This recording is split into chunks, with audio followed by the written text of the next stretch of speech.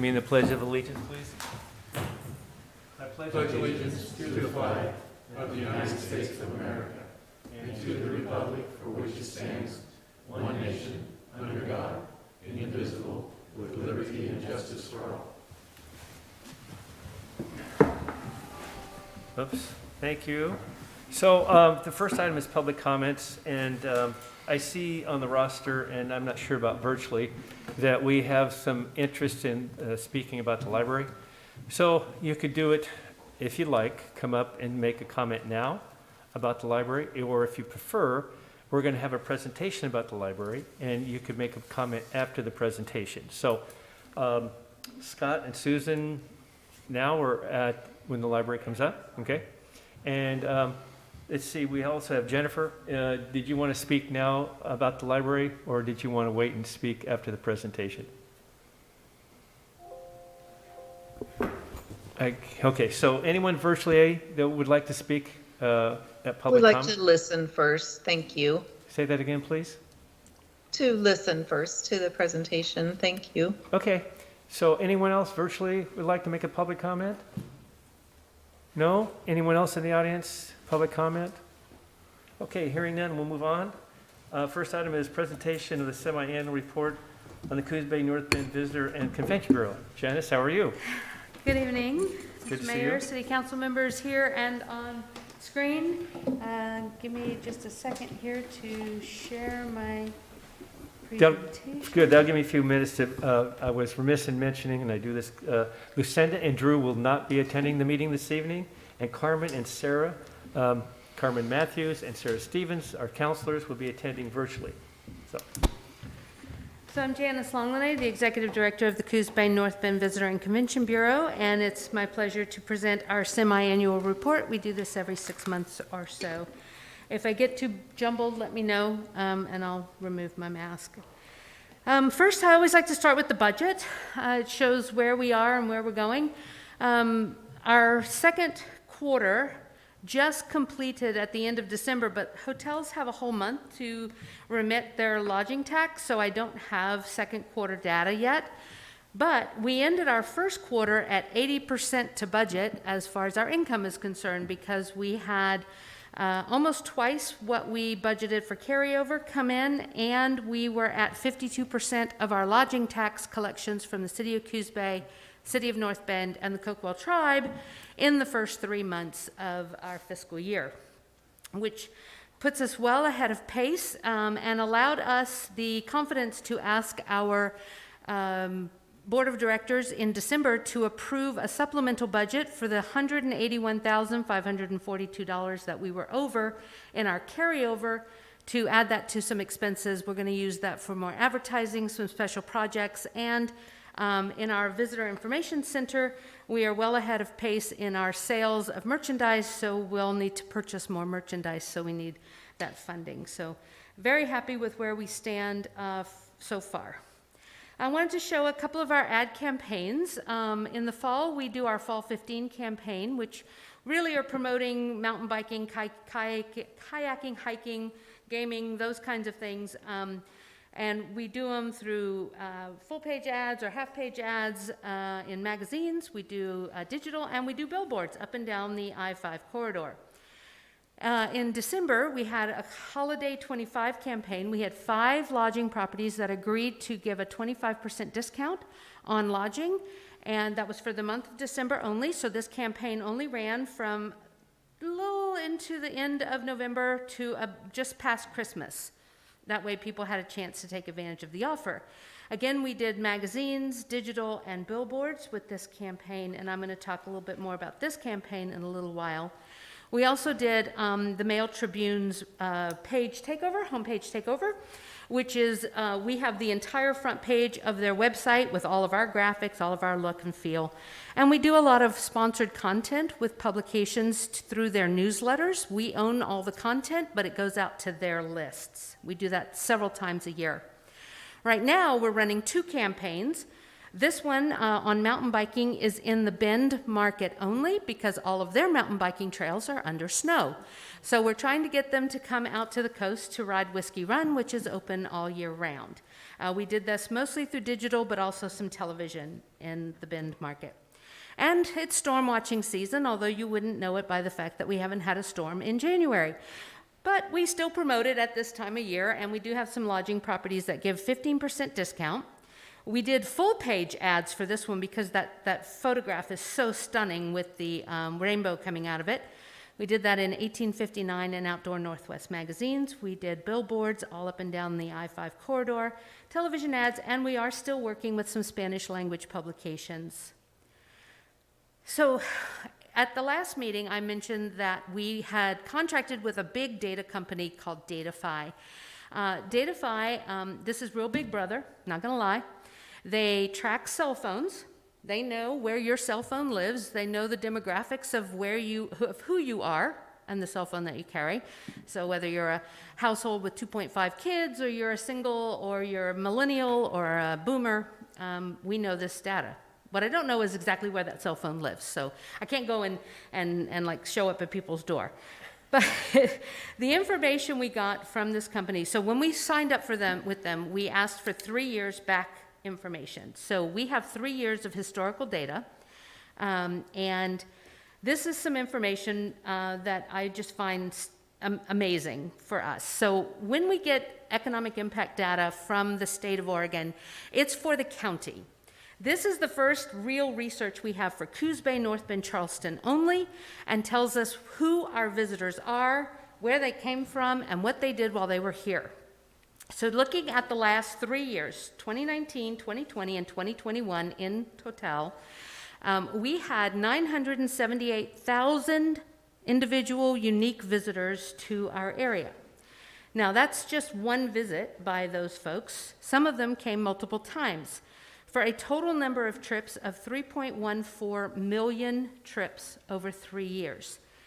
They stayed almost 4 days on average, which means we had almost 12.5 million visitor days in our destination.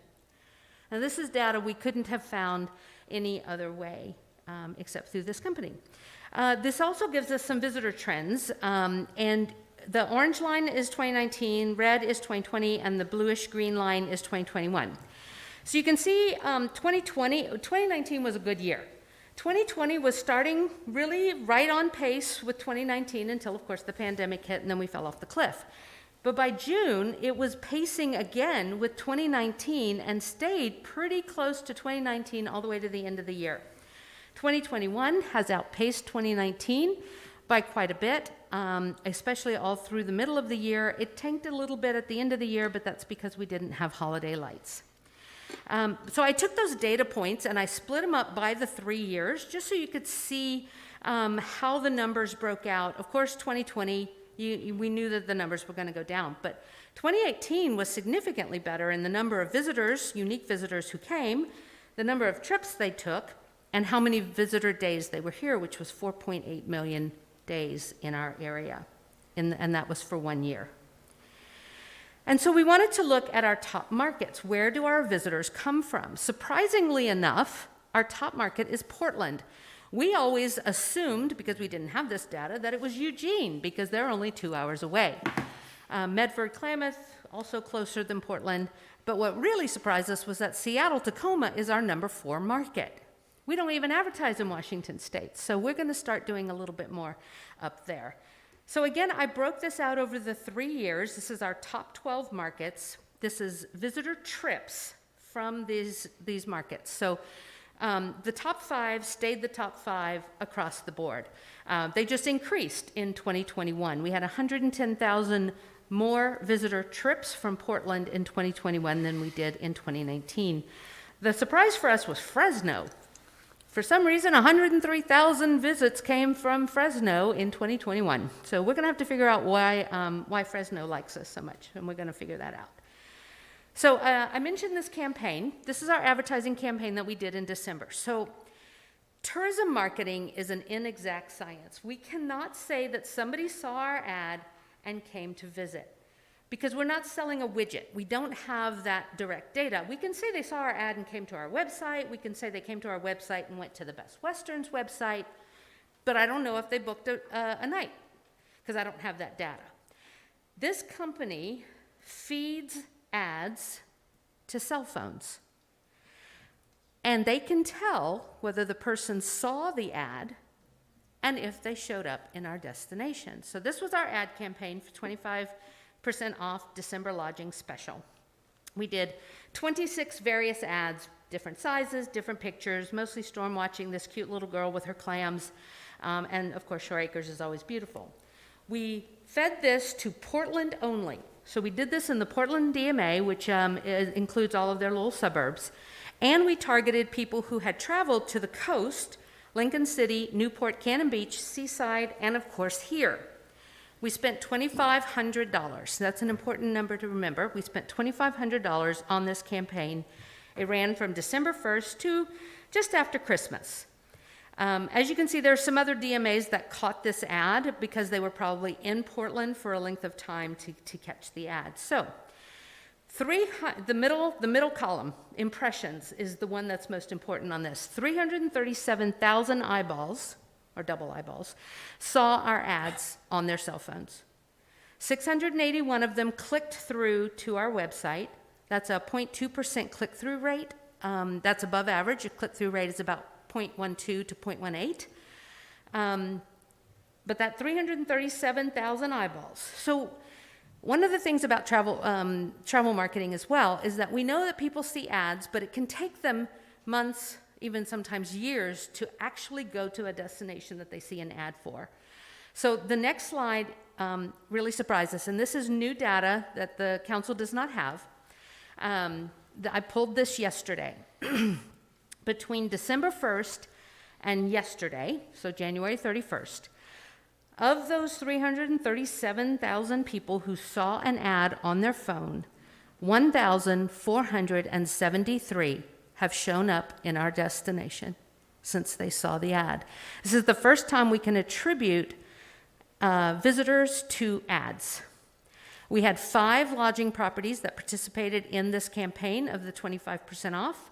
149 of these visitors stayed at those hotels for an average of 3-night stay, so it's about 447 room nights. Based on data we get from Travel Oregon, we know approximately how much a person spends in our destination every day when they're here. It's about $99 to $110. So that's the number I plugged in, 99. I went with the low end. So those 1,473 people spent $603,000 between December 1st and January 31st in our market, which, I would have been happy if 50 people had shown up, but to see 1,473 is pretty incredible. This also gives us the first real return on investment. We spent $2,500 to bring in $603,000. So for every dollar we spent, we brought $241 back into our community. And that's the first time we can actually say that. So we're really proud about that. And we're looking forward to seeing what the data that this company provides is so extensive and so deep. It's going to take us a while to finish analyzing it all and figuring out, but it's going to inform our ad campaigns moving forward, where we put them, who we target. So we're really excited about this. You guys know that the VCB also runs, on behalf of the City of Coos Bay, this Coos Bay Visitor Information Center. And here's just some stats from the last 6 months. So visitors into the center from July through December was 1 person less than 11,000. That's a big number. I don't know that we've hit that many in a while, so we were really pleased with that. We also sent out 4,500 visitor guides. We joined with Travel Oregon to get leads from them on people who want our information. Now, they have to specifically ask for our brochure. It's not just this blanket, we want to go to the coast. They actually have to say they want Coos Bay, North Bend, and Charleston's brochure. 4,400 people almost asked for our brochure through Travel Oregon's website. Plus, we get requests from our website and through the telephone calls that we get.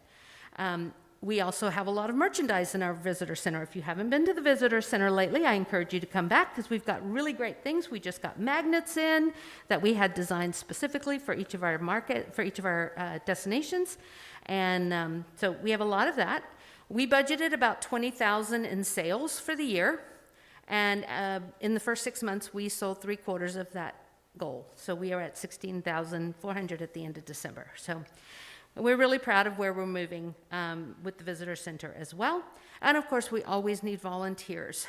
It seems like we get a couple and a couple fall off, or they break their ankles. We had one of our volunteers break her ankle this week. So we are always in the market for volunteers if anybody out there or anybody in here is interested in joining us. And then I would just want to end with some things that are coming up to keep on your radar. The Charleston Crab Feed is the first of our annual events that is back. It will be Saturday, February the 12th. As of yesterday, the organization had sold 112 pre-tickets, which is great. We're really excited about that and know that we'll be selling some more over this coming week. It will happen one way or the other. If something happens catastrophic and we can't have it in the North Bend Community Center, everybody will take their meals to go. That is an option, to either take it to go or to eat in the center. We, starting this weekend, are going to 4 boat and sportsman trade shows in Eugene, Roseburg, Medford, and Northern California. Those are in person. We have a big booth. Cheryl and Allison are going to this first one, and we expect to see a lot of sportsmen looking for outdoor recreation. 3A basketball tournament will be back at the beginning of March. What we don't know right now is whether OSAA will invite 8 teams girls, 8 teams boys, or if they're going to cut it back to 4 and 4. We're waiting for that judgment. And finally, the Charleston Merchants Association has asked the county commissioners to put the Charleston lodging tax measure back on the ballot. It will be on the May ballot. I know there's other things on the May ballot that are important, but this one, it failed by a slim margin in November of 2020. Of course, that was the presidential election, and there was a lot of state measures. The Charleston Merchants Association has also hired an advocacy PR firm to help with educating the importance of this lodging tax and who pays it, which is, of course, visitors staying in commercial lodging properties in the unincorporated Charleston area. And that is my presentation. So, Janice, tell us why this lodging tax is important to the VCB and what it will do for Charleston and our whole community, I guess. Sure. So according to state law, 70% of any lodging taxes that were instituted after 2003 have to be used for 2 purposes, or can be used for only 2 purposes: tourism promotion and tourism facilities. A visitor center is considered a tourism facility. If we had a conference center, that would also fall under that. Charleston is in need of a new visitor center with enough funding to hire a full-time staff person. All these years, it has been run by volunteers. It is in an old laundromat behind the bridge. You can't see it until you've already passed it. It's not in a good location, and it's certainly not a good facility. The Charleston Merchants Association would be in charge of that facility. They would get somewhere around the 30% of the funds that would come in. The county automatically gets 30% of any tax collected in the lodging tax arena. And they have indicated they would use that for public safety and to get rid or to move out the derelict RV type vehicles that are messing in the unincorporated areas of our county. And the other part would come to the Visitor and Convention Bureau to help with promoting. We have, as you can see from this picture right here, always promoted the Charleston area and the jewels of our area, the 3 state parks and the beaches. This would give them a bit more of a say in how we help promote our area as well. So the whole county has to vote on this, but only the Charleston area will be affected by it. That's correct. It's because this is they're an unincorporated area. They have no taxing entity except for the county. For the county to institute any kind of a tax, it has to go to a vote of the entire county. And this tax is strictly for tourists staying in a lodging facility. That's correct. This is basically a visitor tax. It's a tax that would be on the lodging property wherever they would stay overnight. It is the same rate that is collected in both Coos Bay and North Bend and by the Coquille tribe, so that we're all on a level playing field. And tax like this is collected everywhere in the world. People who travel understand that they are expected or they expect to pay a tax. This tax is 9.5%. Our state tax is 1.5%. If you compare it to some other locations that have, I'll just throw this out. I was in Portland, and I think the tax there was around 19.5%. So it's certainly lower than some places. So, questions, anyone else? Okay, again, so tell me how much, what kind of economic driver tourism does for this county? So in a non-pandemic year, visitors to the county spend about $277 million while they are here, and that is probably a really conservative estimate. Because of the pandemic, we lost a lot of visitor spend in our retail and our restaurants because they were, of course, closed down for quite some time during 2020. Our visitor spend went down to about $170 million, but we are really looking forward to seeing what the 2021 numbers are, and we won't get that for another 3 to 4 months from the state. But based on the information I just shared and the graph of our visitor trend, I think we're going to be back up around that $277 million. And the reason I mention this, I sometimes going out, people don't really realize how important economically tourism is to this community and this county. And I think that it's just overseen. And so it's important that we keep these facts coming out. And also Janice serves on another board, TSOC, and some others that she's involved in that promotes the whole county and even the whole coast. And so the way they're going and the way they're promoting this tourism and it's handled, it's fantastic. And this data just really is wonderful to see. So, Thank you. anyone else? All right. Thank you so for your much. time.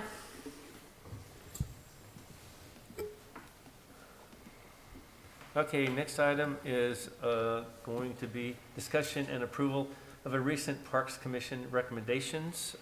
Jim, are you handling this? Yes, sir, I've got this. Good evening. Good evening. The Parks Commission had a productive meeting on January 20th. The Parks Commission recommended you consider for approval 3 different items. One was kayak launch at John Toppitz Park. The other, a disc golf course tournament at John Toppitz Park, and a fundraiser for Marshfield Pioneer Cemetery assessment and repairs. So now I'll give you a little bit of background on each of these. The City of Coos Bay was approached by Travel Southern Oregon Coast, or TSOC, about the possibility of placing an ADA-compliant kayak launch within the city limits of Coos Bay. TSOC will fund up to $60,000 for the procurement and placement of the launch. And if there are funds left over from those 2 activities, they can help offset any other facilities upgrades that may be necessary. It's anticipated that a memorandum of understanding would be established between the city and TSOC to solidify the opportunity. On November 4th, staff met with TSOC to look at possible locations of the proposed ADA-compliant kayak launch. During the visit, TSOC looked at several different locations, finally settling on the John Toppitz Park Middle Lake off of Hull Street. This site already has several ADA-compliant parking stalls and ADA-compliant facilities. And there is a map, or an aerial map of this in your packet. Another item that the Parks Commission looked at was the disc golf tournament. Back in December, we received a special event permit application from Daniela Crowder with the Director of Oregon Rides in conjunction with Oregon Coast Visitors Association to hold a disc golf tournament inside John Toppitz Park. The applicant states that the tournament will take place on May 7th and 8th from 8 a.m. to 5 p.m. each day. The applicant was provided a temporary, or has provided a temporary course layout, which is also in your packet, and originally requested that the park be closed to trail users in the immediate area of the course during the tournament. But at the Parks Commission meeting, it was determined that the park could remain open during the tournament. And that there's no expected cost to the city for that tournament. Finally, the Marshfield Pioneer Cemetery fundraising. The city staff received a request from Cricket Souls requesting the city consider approving of a fundraiser to contract with a professional survey company to assess the condition of 1,138 grave markers in Marshfield Pioneer Cemetery. The cost to perform the assessment would be $1,138. Per Cricket, a crowdfunding strategy similar to the one they used to raise money for the new fence would be used. This fundraiser would be called something akin to 100 cents for one assessment. The proponents would solicit small donations, especially pennies, to pay for the survey cost of $1,138. As with the fence project, they want to make people aware of the cemetery as a community resource and engage with students. They will also share some history about the penny, including that the year 2022 will be the last year of the regular production. The official kickoff would be on Friday, April 1st, 2022, the National 1 Cent Day. So that concludes my report, and if it pleases the council, consider approval of the Parks Commission recommendations. So was there any discussion about not supporting any of this at the Parks Commission? No, it was unanimous. Okay. Carmen, you're on the Parks Commission, are you not? I am. Is it possible to take these kind of one at a time? Because I Sure. have some questions. Yeah. So can you give us an update from the Parks Commission since we were there, and maybe just go one at a time? What the intent or why they supported it? Yeah, I can do my best. Jim did a really good job already, kind of running you down the line. The kayak launch is a really great idea. I really want to see this move forward. The entire commission did as well. But also my position on the library board, library steering committee, makes me a little bit worried about moving forward with this with the tentative plan of addressing parking and that whole location in terms of how it's going to lay out. And so the choice for the kayak launch at John Toppett's Park, I feel like it might warrant some discussion on possibly pausing that project until after we figure out what's going to happen with the library. But I think it's going to be a great idea, and I think it would also be a wonderful asset, and maybe that's a way that we can help with some of the upgrades to the parking area cost, because it wraps up in the whole improvement of the kayak launch. So that's the first bit. As for the disc golf course tournament, it seems like it's going to be pretty straightforward. They're going to be setting up temporary tee sites and baskets for the disc golf course competition. It'll only be for, I believe, just 2 days during the culture tour experience that they got going on. And it seems like it should be fairly low impact. They're going to have some people out there and signage saying, disc golf course or disc tournament going on right now. Please be aware.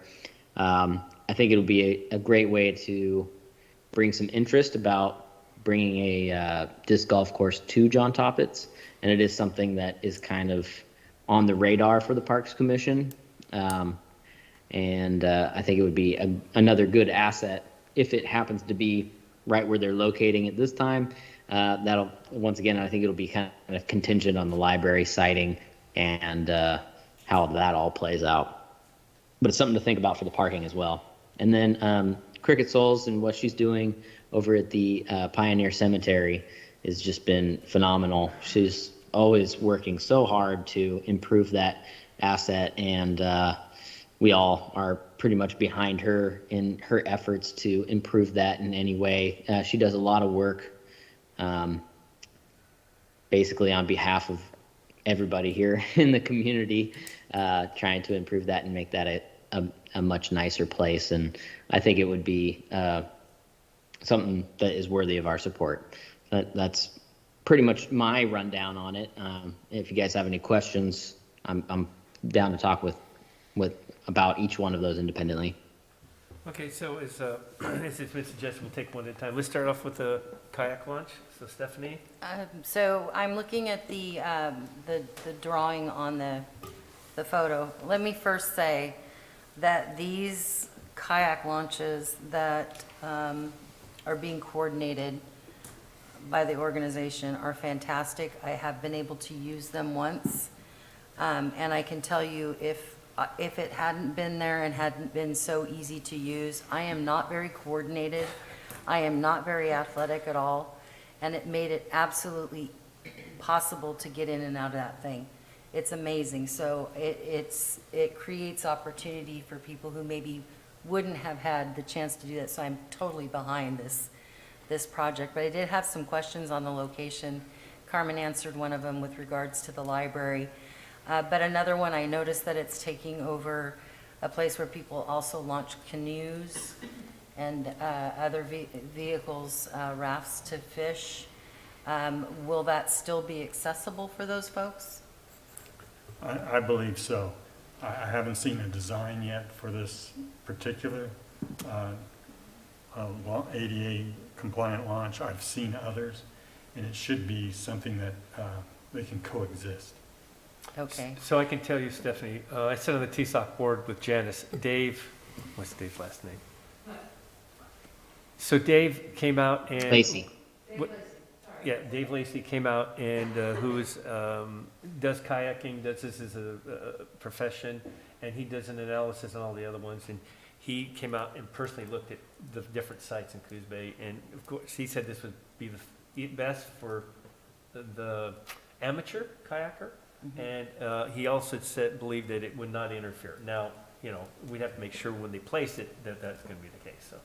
Okay, the other thing that happens around there, I've noticed, because I do use John Toppitz Park, and I have a friend that's in a wheelchair, that is an area sometimes where they can get onto the grass to fish, and the box basically covers the area where those folks would be able to fish. So I don't know if that's a question more than just a statement. I think we need to make sure and take that into consideration, because it is a very light sloped area. And I don't know how many folks that are disabled use that, but I know of a couple people that have been in wheelchairs that were able to access that to get closer to the water. So those were the two comments that I had. Carmen answered the question on parking that I had. Other For the comments from counselors? Well, I had the same concerns when I saw this location that Carmen brought up in the new library.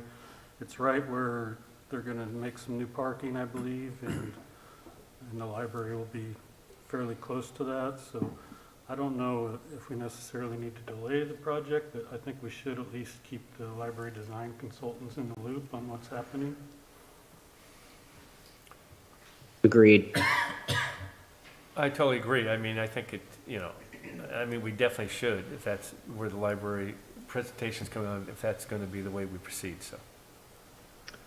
And I'd like to address the ADA compliant part. This proposed location is an ADA compliant kayak launch, so I would imagine that they would design it so that ADA access would not be a hindrance to other ADA access to other assets on the park. So Most of these, I believe, are structures that are in the water. Right. So I don't think it's going to hinder access to the lakefront for angling, but that is something that we can definitely follow up on. But I do think, you know, if we can work with the library designers to tell them that this is something that is an improvement that we want to make and we're kind of already secured on, they can accommodate for that with their designs in the parking lot layout and how to, you know, fit that all together. So be cool to see it happen. Yeah, this red area, like Stephanie, it doesn't take up, it's like Carmen said, it's more out in the water, so it's not going to impact that grass area that I can see. Okay. And if this access for canoes, I think that, if I remember correctly, when I was out there with Dave, it's going to be on that left side of that access and out in the water. Is how Where it's a little bit steeper? Yes. Okay, all right. Thank you. But I mean, those are things that we can confirm if necessary and make sure that they're aware of it when it's going to be happening. I mean, this thing's, when this is done, it's more of a floating type thing, is it not? So, I mean, it has some leeway, I think, that it can be. Yeah, the other thing, it sounds like they can help us with some assets around the project. So parking or maybe relocation of some, you know, larger parking sites for trailers and such. You know, maybe the layout will change slightly due to the nature of the library's parking situation. And that's kind of dependent on a later discussion we're going to have tonight. But luckily we have some designers kind of on the project already looking at that site. So I'm sure that they can focus and make that fit. Roger? This project was shared with the library steering committee and the design team. And in my opinion, you wouldn't want to do these projects one at a time. You want to plan them while you're both thinking about both of them so that there's adequate parking that's designed with all uses in mind, including our existing uses at the park now. So I think this really is the optimal time to look at this. And I believe our design consultants concurred, this is the time to, if this is going to be out there, they want to know about it now so that they can design the parking lot accordingly. Okay. Sarah, any comments? Nope. Okay. So, do you want to vote on one at a time, or you just want to discuss one at a time? Oh, Okay. it was easier for me to, Sure. you know, compartmentalize, I guess. Right. We were all talking about one. Okay, not so we'll do them together unless someone opposes it, but the disc golf tournament, comments, anyone? I just have a question for Carmen on, how did the discussion go that they decided it would be okay to keep the park open while this is happening? I think everybody was concerned about actually closing the park. That just seemed like a heavy-handed ask for just one user group to kind of take over the whole park. And really, from what I understand, most of it is going to be tangentially set up from the actual walkways.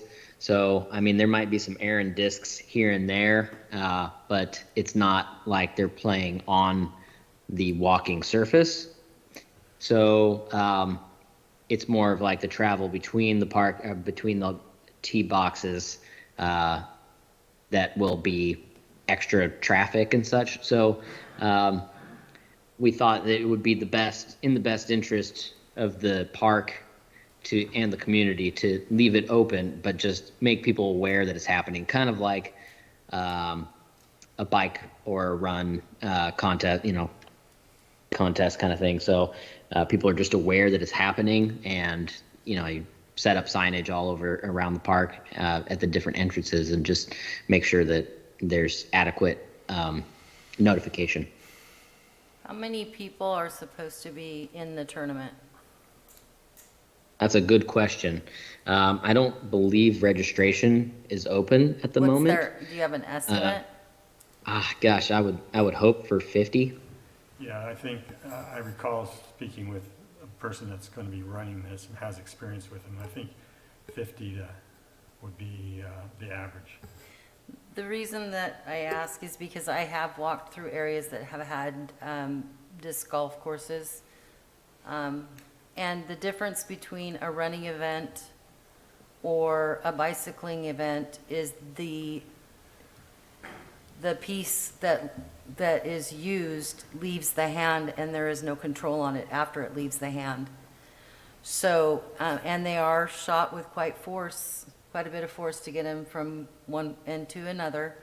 And the question I had was, it is close to the walkways, and we do have a lot of people that use those walkways.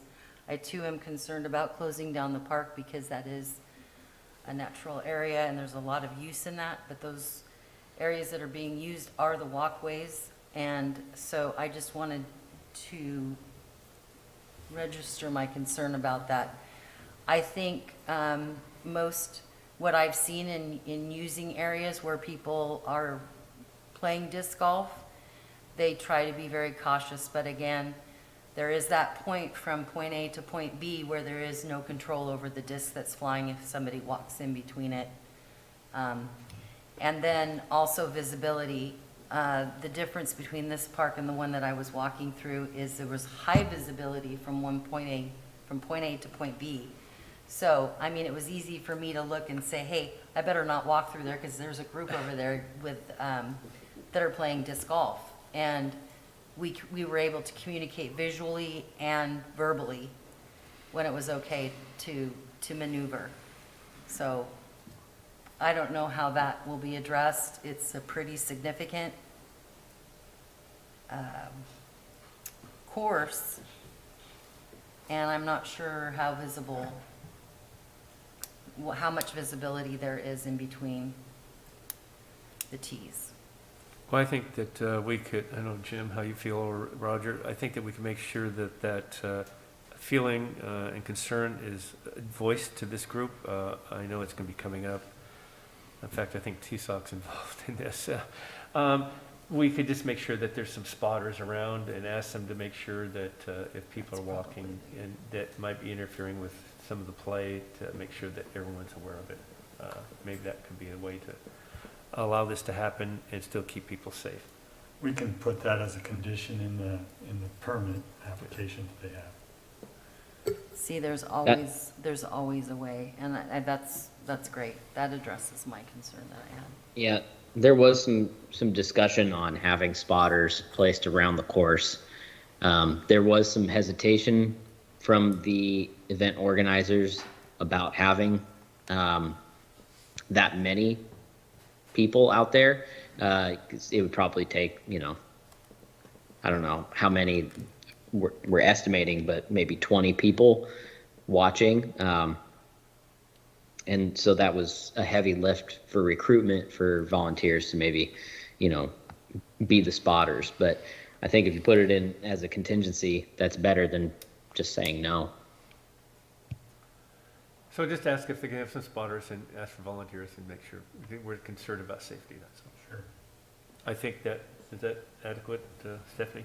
Yeah, I'm not opposed. I think that those two things can coexist very well. I'm not sitting here saying I'm opposed to it. I just had a concern just looking at the layout, and knowing that if it's a nice weather day, there's going to be a lot of users in the park other than the tournament. Okay, and about the 100-cent brochure, any comments or questions or concerns about that? I was fortunate enough to be contacted by Cricket, and I've known her since she was a young lady going to high school, and she was very involved in the fence. But during my discussion, she had me take a picture with the astronaut, which I appreciated, and Roger also. Anyway, she started this. She made this project in high school and wrote a piece on it when she was 16. And she said she decided to pick it back up and follow through with it. And so it's great to see her come back. She's living in Kentucky and working at a museum there. And so for her to come back and take this on for a couple weeks, I thought was pretty admirable.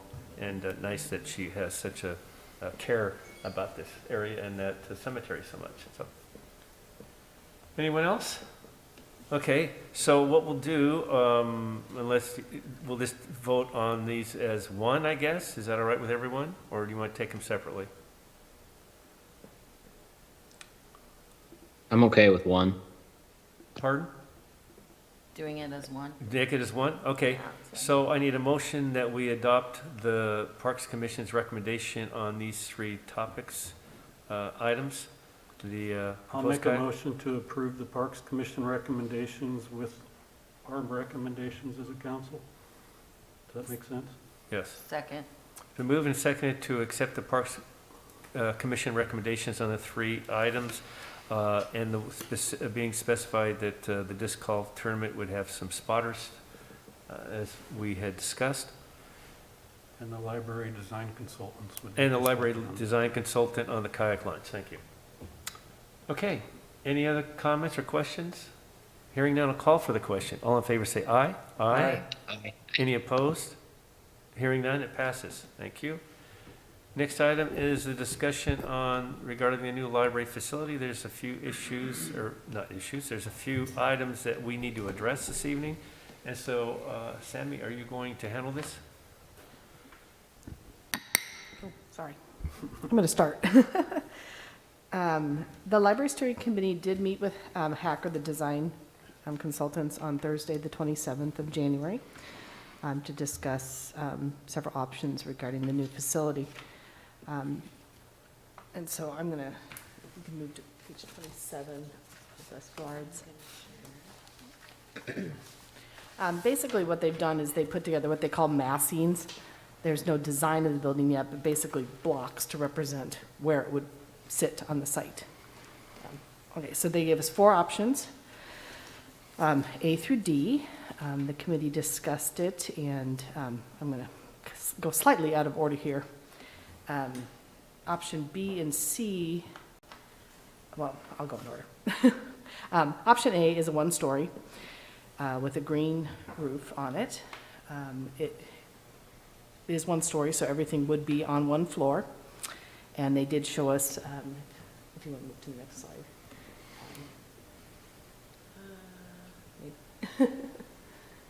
I just have the PDF. I Oh, you don't do? have a. Okay. Okay, well, in your packet, it's on, it's the next, yeah. Next page shows the layout generally of how it would look and how it would sit on that area of the property.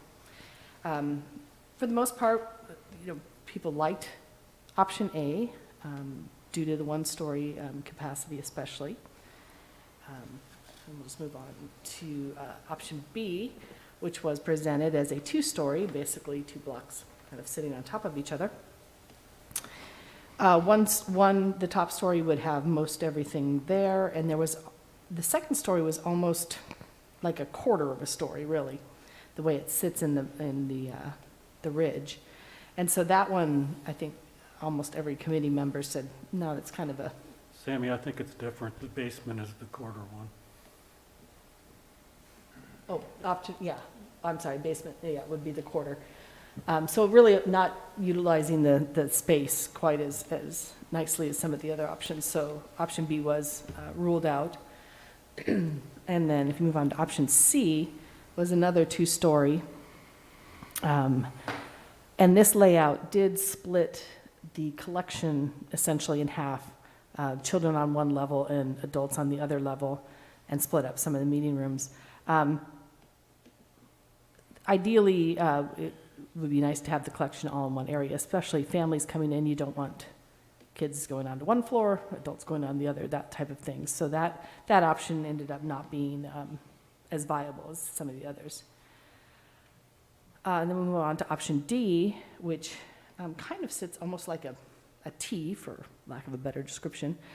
And that allows a two-story with the collection being all on one and all the community and meeting rooms on another floor.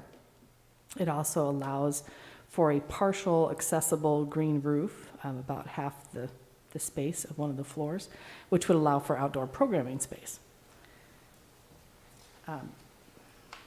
So, are there any questions on any of those before I move on? So Carmen and Rob, you're both on the committee. Any comments on these options and why this was decided? Well, I think they were all good options. I think it was fairly unanimous that we chose option D just because of the outdoor programming space, and it was also the option that provided for future expansion the easiest as well. And I think they also mentioned that it would be also fairly simple to add the 911 dispatch center in that one as well. That was the easiest one to add it on to, yes. So do you want to, are we going to discuss the 911 center at this point, or you want later on in the program or in your presentation? Well, do we want to discuss the 911 first, or, I mean, Doesn't matter. We We can take the 911 center next.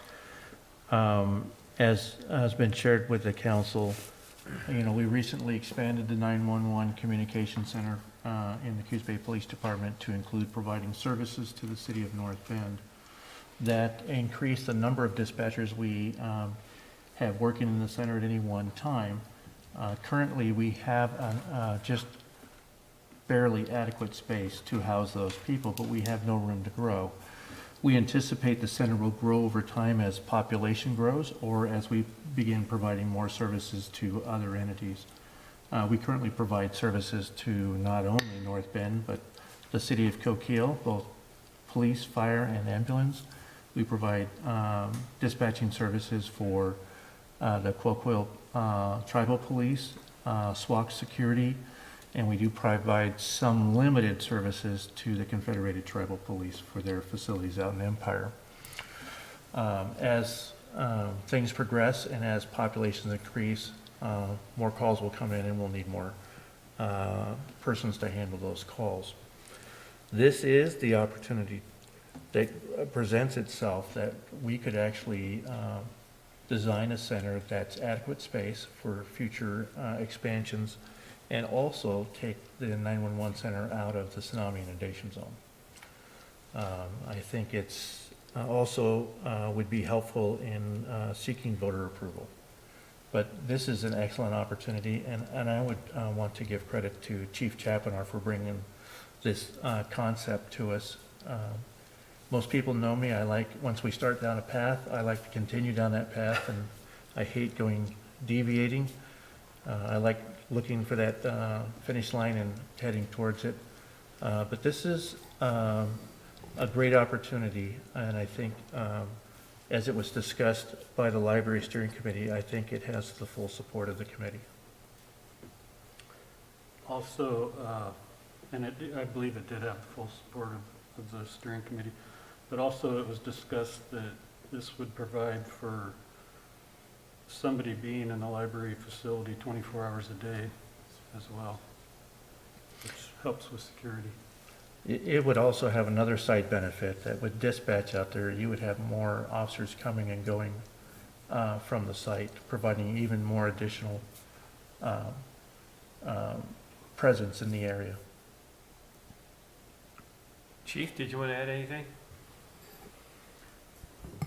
Not necessarily. I think all the points were mentioned here tonight. I just think it'd be a great opportunity. Okay. All right. Questions on the 911 center at this time, counselors? Or you want to wait? I don't have any questions, but I did want to make a comment. Sure. That was my first thought when I heard about that. I think, the reality is we say library, and we think of something different than what this is. This is a center, and this just solidifies that as we move forward. I'm pretty excited that it's an opportunity for all of the reasons that have been stated tonight, and this is the opportunity that we have to actually put our stamp on something else in our community that's very important. Okay, Sammy? Next. Yeah, sorry. Jeez, that's terrible. Nicole's going to discuss the bonds Yes. portion. Thank you. I get to carry the baton home.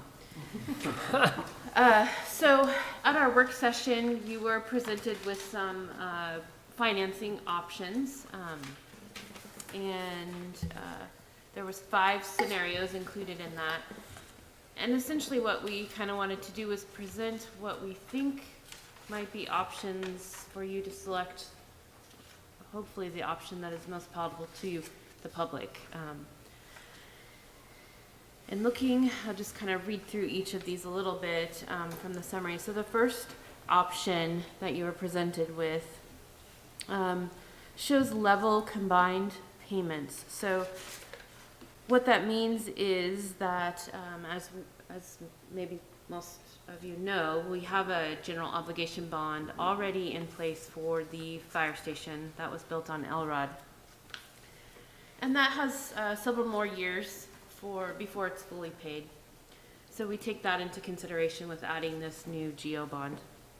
The first scenario talks about, or brings us to a place of level combined payments. So we're looking at roughly payments around $1.5 million annually. So we're keeping those payments flat over the period. This results in an average increase in the tax rate of about 97 cents over what the current GO bond for the fire station.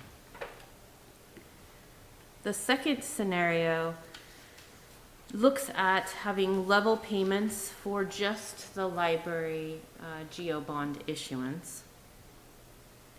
And that results in an increase of a tax rate of about 96 cents. You'll kind of notice across the board there's not a huge variance in that tax rate for this library GO bond. But the third scenario shows a flat combined tax rate.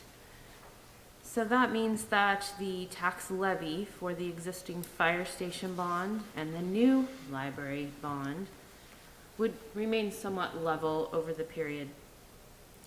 It's roughly sitting at $1.05. And that provides an average increase from what's currently happening with the fire station of about 98 cents.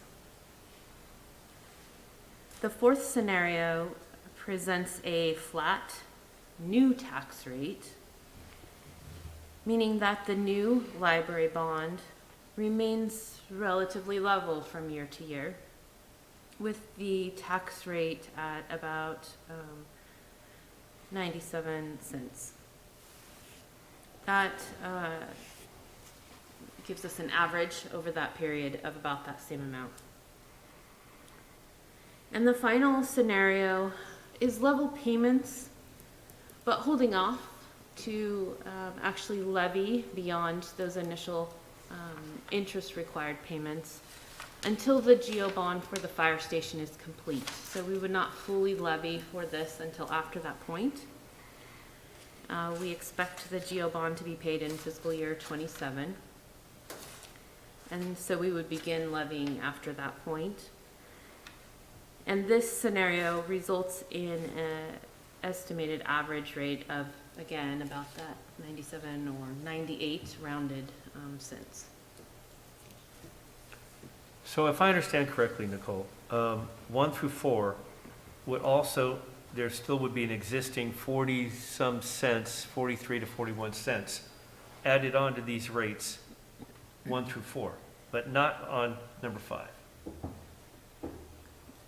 Correct. So number 5 just has the 40-some cents in the first few years through fiscal 27, and then the new would step in there. So number 5 would step in basically, and the payments would, it's put in a fashion that the fire department comes off, and then it stays there. Otherwise, the 43 cents will be on there plus the library. Correct. Correct? Correct. Except in number 5. Mm-hmm. All right. So Yeah. just want to clarify that, council, because it's Except there is a combined tax rate on here too, that, on all of these. not on 5 though. On Well, 5, well, there is on 5, and the small caveat is because we will have to make interest payments. So we Right. won't be levying for principal at that point. It'd be a smaller interest-only levy. And then big picture here is we still have to take this to, you know, send out requests for proposals from banks and, you know, we may be able to fine tune this a little bit differently than what's here. So on number 5, you have interest only, which is going to be a factor, right? Mm-hmm. But it's not going to be as much as if you had. Right. Anyway, so questions, counselors, for more clarification? And maybe which way you want to go. And the other thing that we need to address before we finish the presentation is a traffic study, which was not addressed in the presentation, but we need to address that. I think. Yeah, I think that's going to have to wait a little bit because that is actually being handled by traffic engineers Right. and our consultants. So Correct. that's still a lot of work that's going through that. Yeah, but I think it's important that we let the citizens know that we will be doing a traffic study and an analysis that will be factoring in the daycare that's there, the kayak launch that's there, a 911 center, and the new library, so that the citizens understand that, you know, this is going to be addressed, and we have certain criteria to meet, right? Correct. Okay. Questions on the financing? I'll just say that I prefer option 4, just because other than the first 3 or 4 years, it's a relatively flat rate of about 97 cents for the next 16 years. Whereas the other ones start out fairly high and reduce, or I don't care for option 3. It's fairly high the whole time.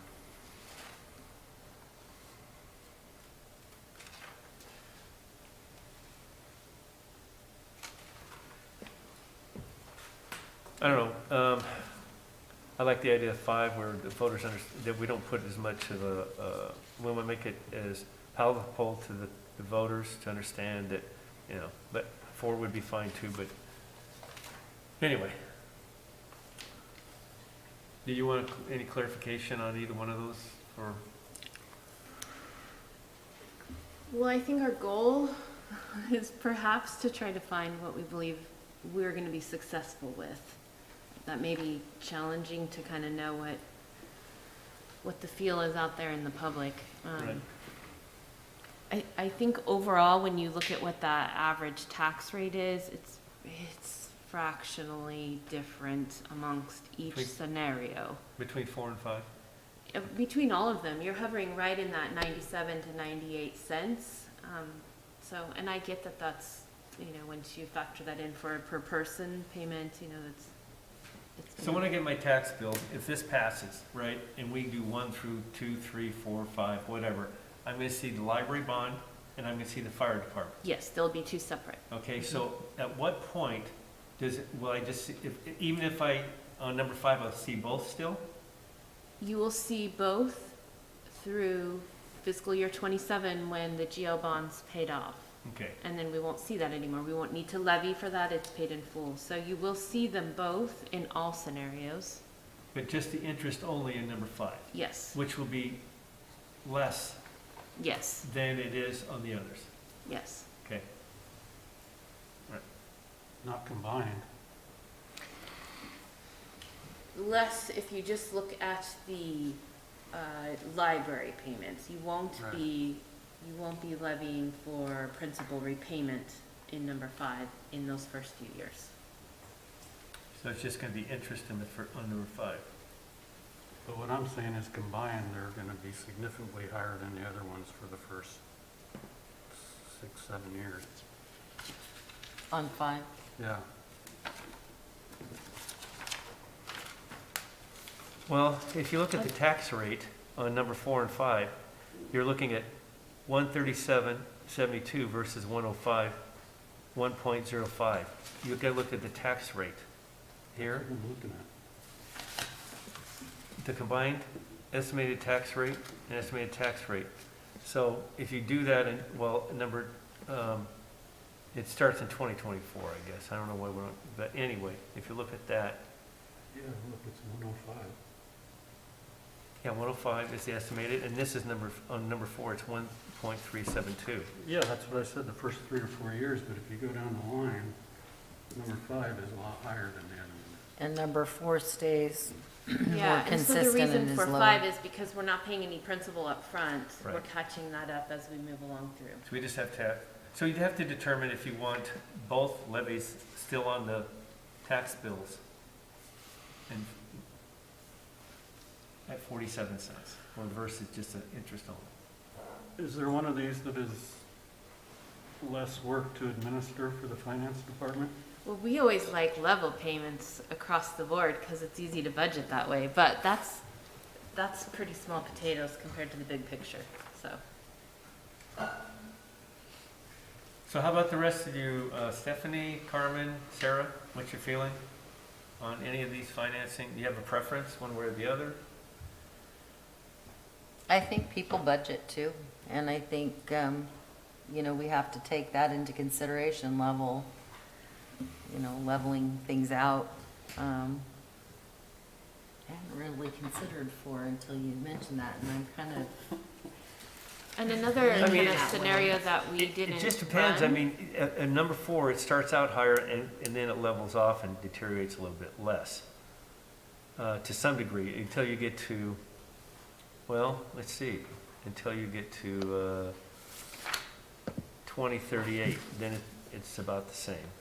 But, I mean, I think you have to decide how the voters will look at this, and that's the intent here, so it just depends on. what And you I'd just add one other scenario, which we didn't run for you, but in thinking about how individuals might budget, I would contemplate perhaps paying off my debt earlier if I had capacity to do so, and having less, hopefully by the time I'm ready to retire, my house is paid for. So that kind of mentality, whether or not that's, a public opinion and approach to personal budgeting, I don't know that, but Right.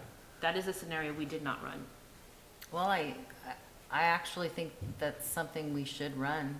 And only because I think that people do, I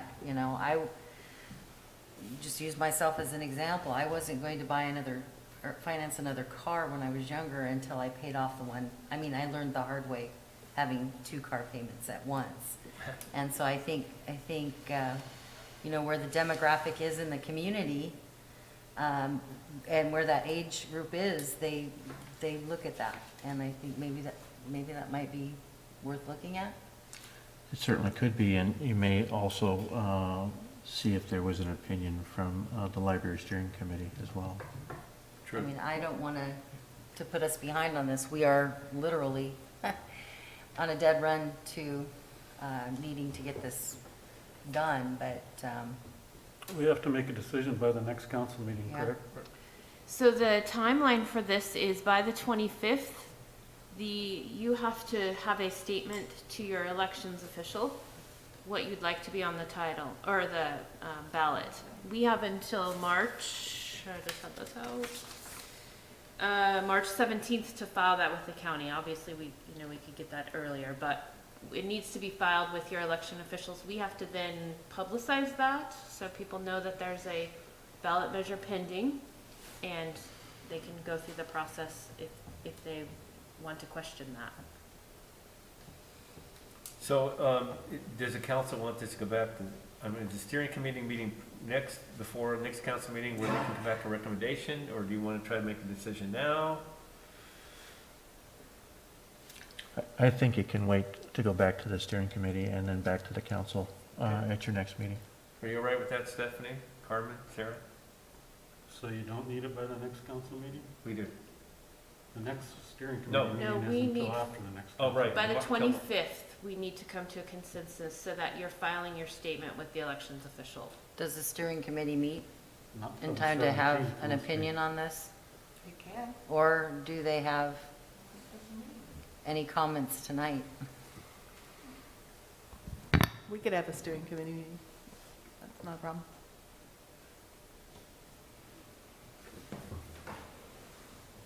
So, is that what, you want to get the input from the steering committee before we make a decision on this item? What do you? Carmen, you're going, I feel like they're gonna throw it back at us and say make a decision. Just make a decision. Because, I mean, who really wants to make a decision about taxes? It's not All exactly. right, so let's do this. Okay, with that understanding, unless the council is really opposed to it, I think we're down to 2 scenarios, 4 or 5, am I correct? Right? Sarah, do you agree? All right, so we just have to decide if, when we move forward on this, which one we want to do. And I'm glad to go with the majority, 4 or 5.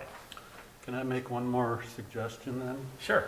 If we're adding this to the ballot title, it's gonna say in there an average tax rate of, say, 97 cents. Correct. We say that on the ballot title, and then on option 5, it's gonna be significantly more than 97 cents for like the first 12 years. So it is on, well, it will be also on number 4. Number 4, it only will be for the first three years, I know, but 4 years.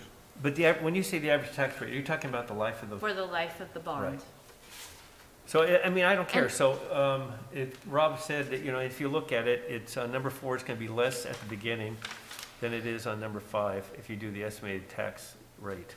But on wait a minute, I'm on the wrong one. Sorry about that. Jeez. Too many pages here. So on number 4, it's gonna be higher at the beginning, if you look at it, and then it levels off and gets lower. And on number 5, it's lower, and then it picks up, and then it catches up in 2038, and I won't be sitting here, but anyway.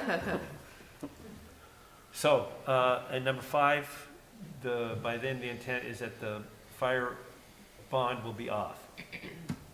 So but they're both good scenarios. It's just that we need to make sure that we're on board as a council and how we want to promote this to the citizens.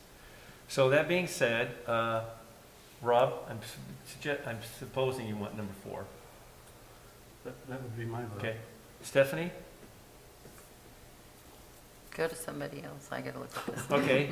Carmen, 4 or 5? I'm kind of leaning slightly towards 5 because I like the term level payments. To me, it just sounds more palatable. Sarah, 4 or 5? 5. All right. Stephanie?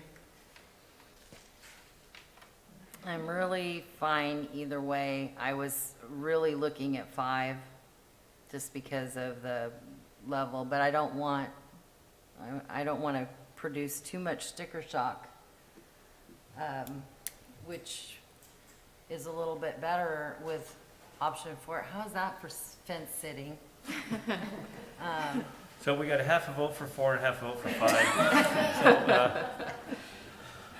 And Rob, you still with 4? I'm staying with 4. Okay, I'll stay with 5. So, but I mean, if it becomes a big issue, I mean, I'm willing to go the other way. But this time, I would say 5. So can I add one thing after everyone's. Oh my gosh. Okay. If it makes us feel a little bit more confident about our bond language for the title, we have the option, I mean, I think we have some more words, to show a range. The rate could be between here and here, but the average over the life is that amount. If that helps us with that inconsistency a bit between beginning and end rate. Just make it sound good and not just sound good, make sure it's accurate and it portrays Yes. things correctly, I guess. That's the main thing. I want to make sure the public's very aware and knowledgeable of what's happening, I guess. So I'm not sure how you portray that, so. All right. Before we make any other decisions on this, we have some public comments that I think are important to have. And so I'm going to, let's start with a virtual comment first. Is it, who do we have? Jennifer? Jennifer and Gina are both on. Can I ask a question about the options that you were just discussing, the Sure. 4 versus 5? Yes. So 5 to me would be more palatable for like elderly people on a fixed income, right? Well, Because, yes and no. I mean, Counselor Miles basically states that if you look at the rate, it's a little bit less throughout the middle of the bond. Right. The other one doesn't have the fire station on there. It does, but the bond issue for the library is not full force. It's just going to be interest only for the first 7 years. So Right. it I would was- be, it would, in my opinion, and Nicole, tell me wrong, if you combine the two together, 5 would be less than if you did 4. Am I right? The 2. Right, for those first years until Yes. we pay off In the fire first station. Right. I don't know, I just think when you're talking about language for the citizens, that might be more attractive, Okay, if I'm understanding it correctly. Okay. thank you. But did you have another comment? I think you had an interest in the traffic, am I correct? Oh, yes, of course, since I'm the closest resident to where the new library is supposed to be. Sure, and that's understandable. So I am hoping that we can, I was just looking at the sketches of the different possibilities, and I think it was option 3, looks at using Norman.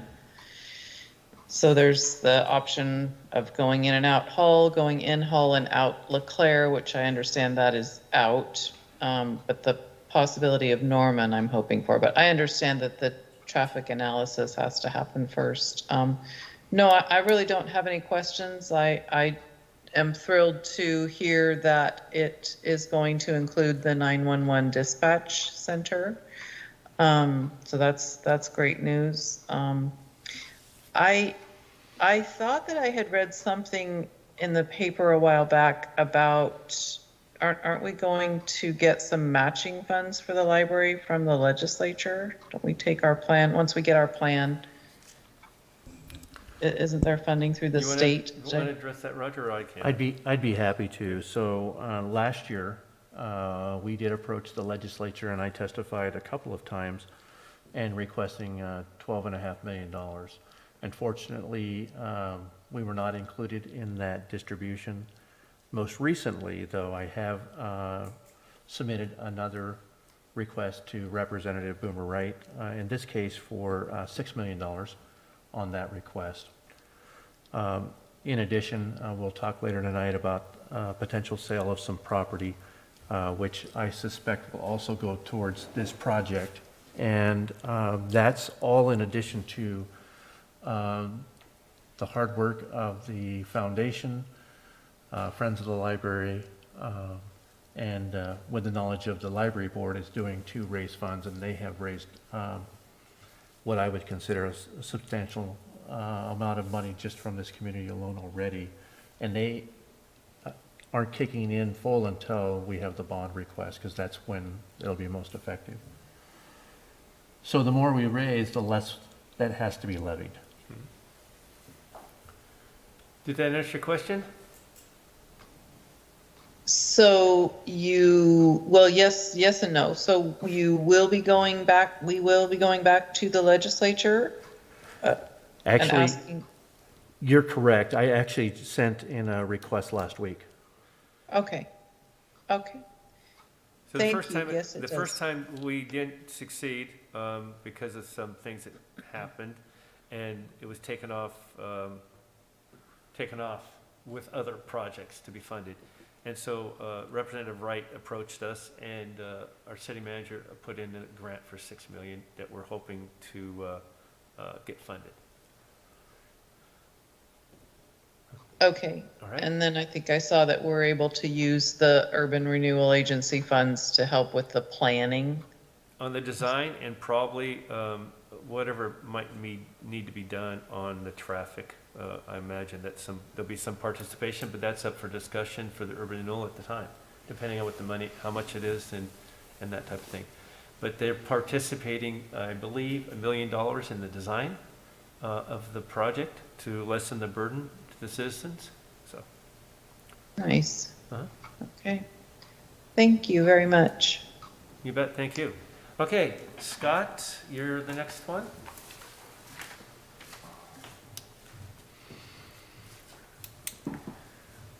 Thank you for having me speak. I brought my glasses this time. Okay. It's amazing how you miss them when you don't have them. So the discussion I've heard considering cost is all hypothetical. Nobody knows what will happen to interest rates. The 911 call center is an ace that's thrown on the table to sway the voters. As I've stated before, there's a public library using the same coastline service as the other libraries in our county, a few blocks from the proposed library site. Moving the library would remove another draw to downtown area and cost the taxpayers in excess of $20 million, not including the dollars already being spent for planning. Did I mention the $810,000 spent last year on the existing library? I'm getting mixed signals from the city depending on what project is discussed. On one hand, talking about the proposed library, the tsunami zone comes up. The Coos Bay Village and the Front Street development are only a few feet above high tide. I don't hear anything about the tsunami zone in that realm. It's interesting to see remote assistance link and the live link reminder on the council meeting flyer. You don't have to attend this meeting in person, you can be here virtually. In the first presentation from the Visitor Center, referencing data from cell phones. Technology is changing so fast. I never dreamed I'd be carrying a phone, computer, camera device in my hand. When I was younger, I'd hear a song on the radio or a music group and go to the store and purchase an 8-track for my car. Then technology came along and the cassette cartridge was the latest format. Had to buy another new player. Years later, the CD format came out. Now I don't have to go anywhere. I can download any music I want, anywhere, as long as I can get a signal from almost anywhere. 1 minute. That goes for books too. We're in a digital age. Libraries have been very important in the past, but today's technology is outpacing their need. I'm going to ask the voters to come out and say, not in John Toppett's Park and not now. Thank you. Thanks, Scott. It's always good to hear from you. So let me just address a few things because I don't want you to think that we're deceiving you in any fashion. Number one, the flood zone at the Coos Bay Village, they raised it 14 feet. So that's, I can so we're repeat not that at the a little same, bit. we're not talking the same level here. We're talking different situations. We'd have to raise the library 14 feet to be where the Coos Bay Library is there. So I think to do that in that facility, we'd have to tear it down or we'd have to diminish it or go somewhere else. And this isn't going to be a debate. I'm just going to answer your questions and then we'll move on. The 800,000 was necessary. We should have done this many years ago. It wasn't addressed years ago, unfortunately, but we got to the point that now we had to do this to even exist in that facility. It's not something we wanted to do. Believe me, $800,000 out of urban renewal, and I think the rest of the council can chime in however they wish. We could have found much more projects. I'd prefer to be that happened, but it was unfortunate we had to do it. Or we wouldn't have a library. I believe a library is still important. Digitally, man, I'm your guy. I do it all the time.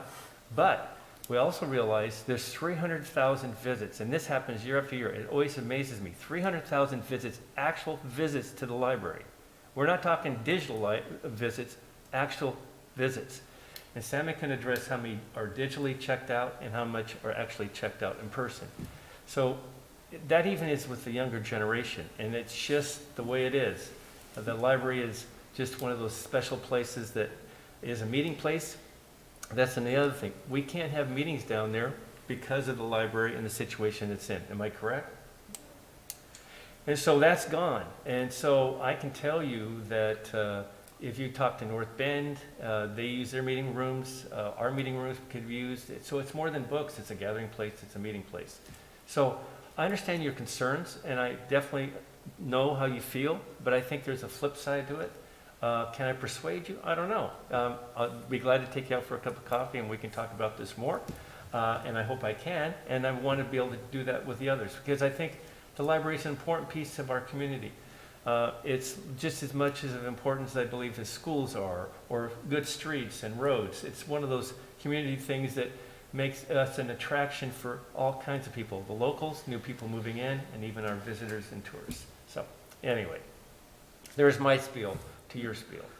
Sammy, could you also talk about the differences between the college library and the Coos Bay Library? Sorry. Yes, well, the SWAC, while they do share a catalog with us, they are an academic library that's mission is to support the academics at the college. Public library, we offer a wide range of topics for everyone in the community. We're not just focused on certain classes that are being taught, like the college one is.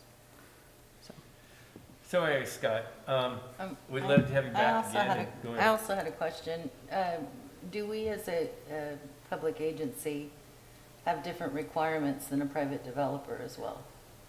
I mean, obviously, everyone has to meet safety levels when it comes to being above a floodplain, but I think they probably have different insurance requirements and Well, there are certain requirements in Oregon now about critical structures, public structures, and where they should and shouldn't be located.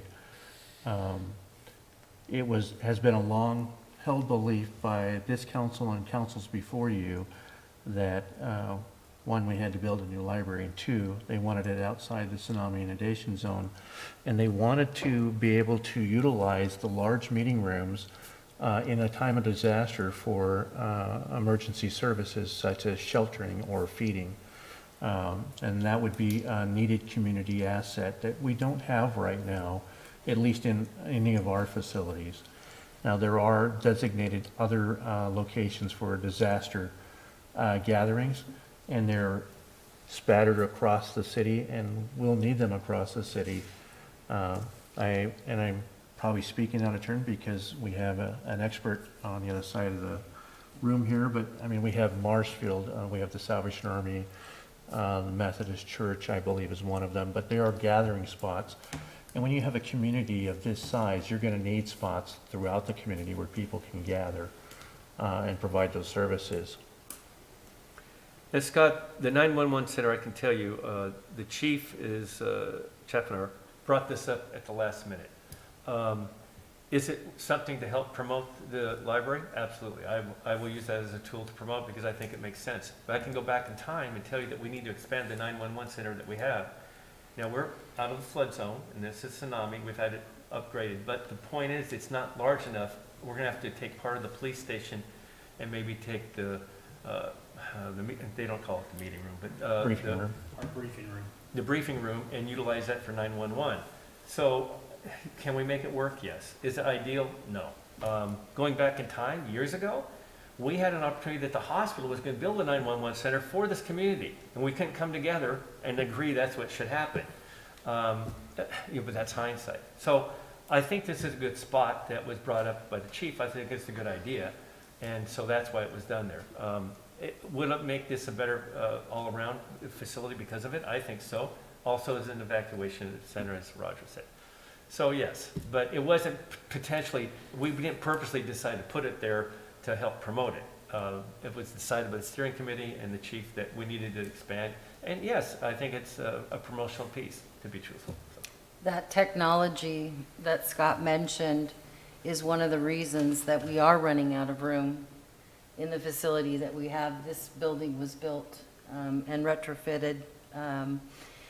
And I hadn't been in dispatch or in the police department for that matter, for a long period of time, probably decades. And I was shocked at how well utilized they have made that small space that they use for dispatch. And it creates another opportunity as well for the area because of the technology that would be needed for 911 center operations that can enhance that area as well. I don't even think we talked about that. Yeah, Scott, I just don't want you to think that we're trying to be deceptive to you or the community. I want us to be transparent. So I'm being as upfront as I can. And if you'd like to, I bet you Chief Chaffner will be glad to show you the 911 center if you want to call him and make an appointment. And I think you might be surprised on the small space they're operating out of. But anyway. I understand. All right. Thank you. Thank you. Can I just say also that I fell off the fence and I am at number 5 When I look at it, I think it's consistent with the number. I also like to see that, you know, as values on homes increase, that number goes down. So that's where I am in supporting number 5. Good point. I didn't think about that, but that's true. Okay, so, Susan, do you don't mind? I got one more, I didn't realize I had one more person. Gina, on the virtual, is that correct? Gina Sutherland?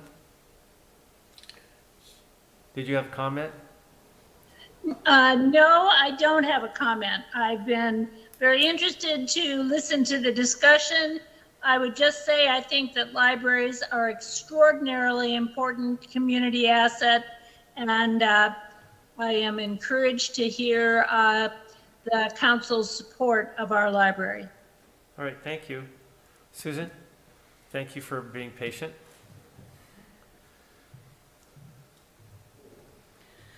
So I think it's important to recognize the great work the council's doing. I've been here many times to complain about stuff, so I want to speak tonight and thank you for moving forward. We've needed this new library for over a decade.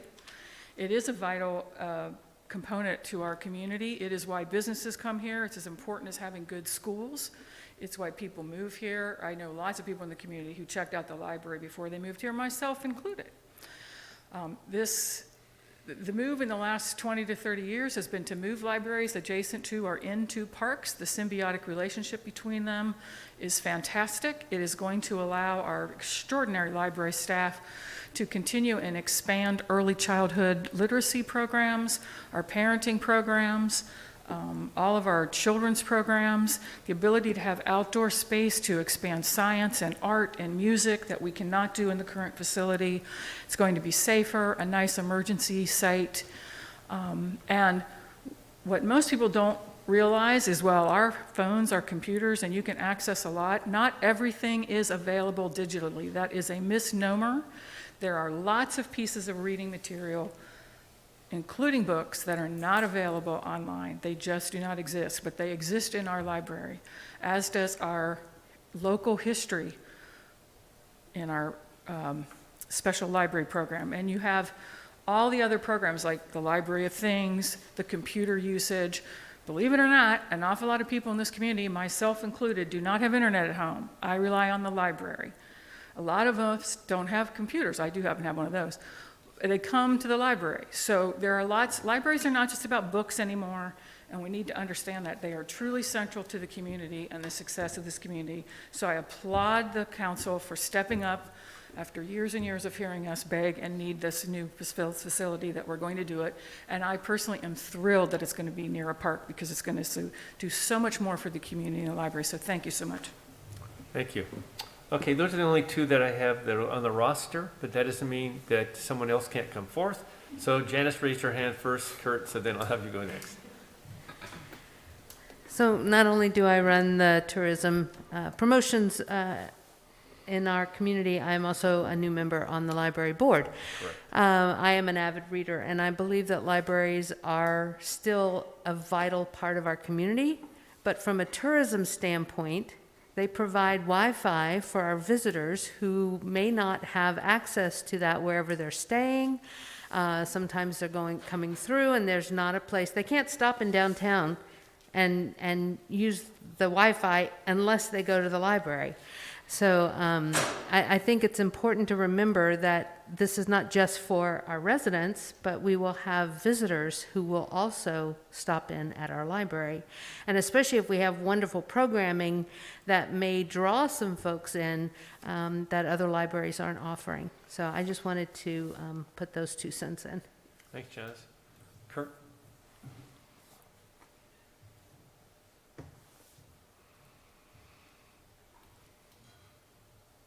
Thanks.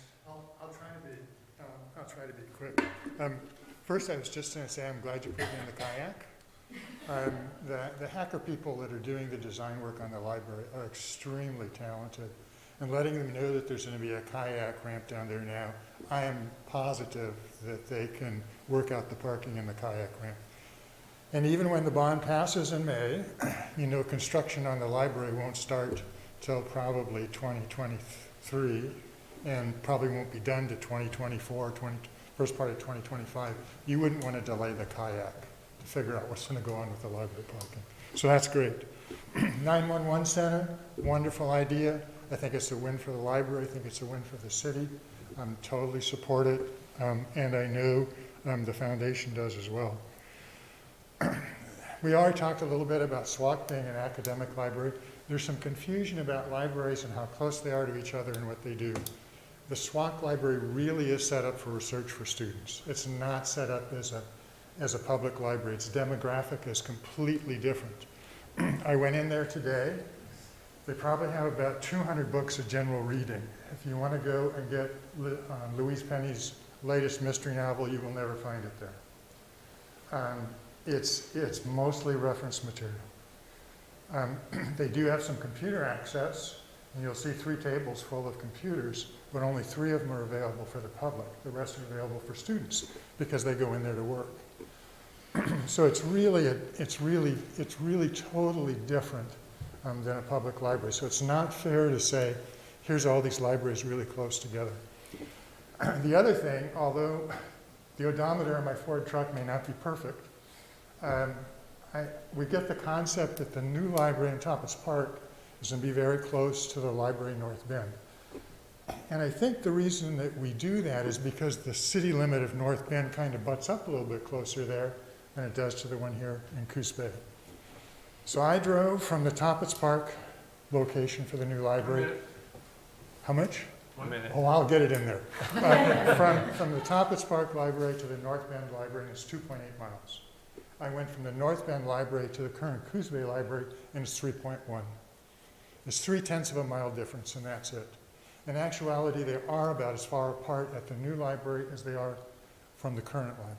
So, but like I said, the city limits are so close together, people get that confused. So anyways, thank you. Thank you for supporting the library.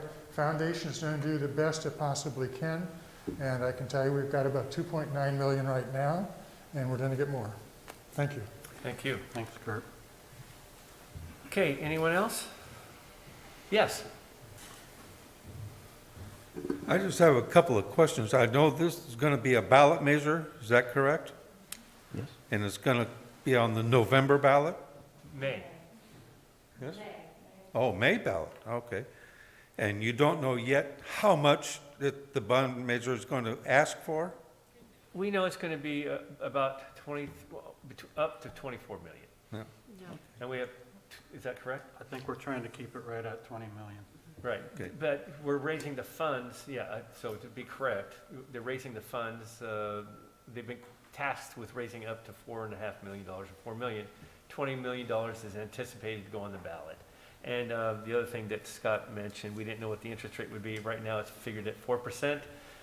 Theoretically, the feds are going to be meeting, and they might raise it by 0.25% or another 0.5%, which would affect it. So that could affect. And it's going to be added to your property taxes? It'll be added to the property taxes. Yeah. Correct.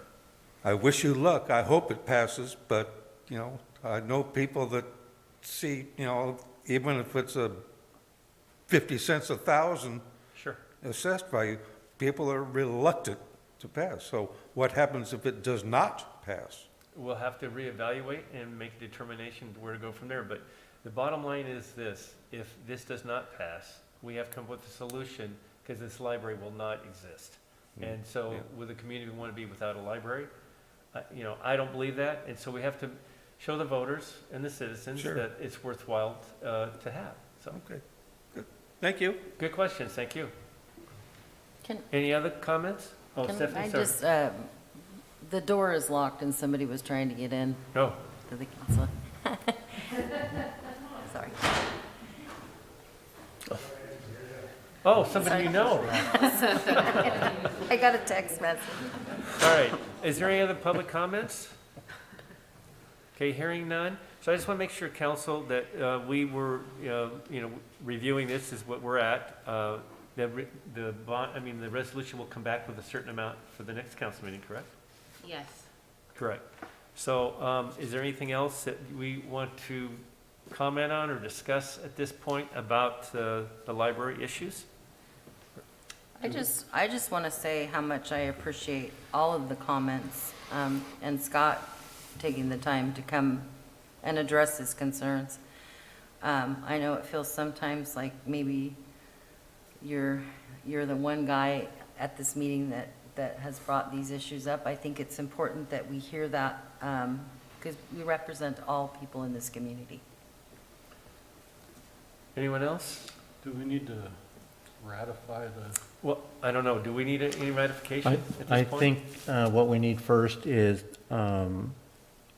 consensus that you want us to include the 911 communication center in the planning and design. You just want consensus or do you want Consensus a or motion? motion? Consensus is fine. Okay. So do we have a consensus that we would like to see the 911 center added to this facility? And it's going to be about 1,200 square feet, am I correct? That's correct. Okay.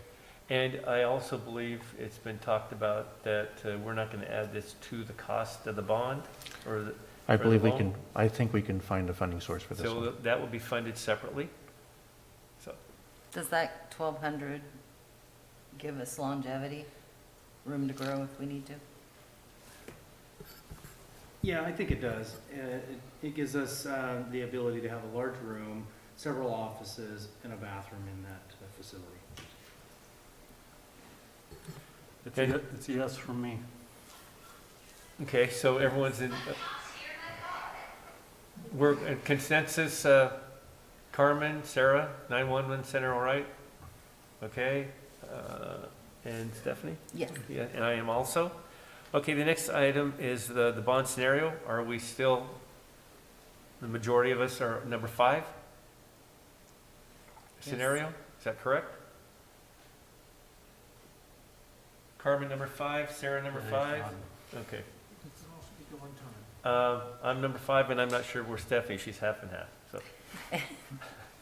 I'm leaning towards 5. I think it's splitting hairs, honestly, but I see the value of both. Okay.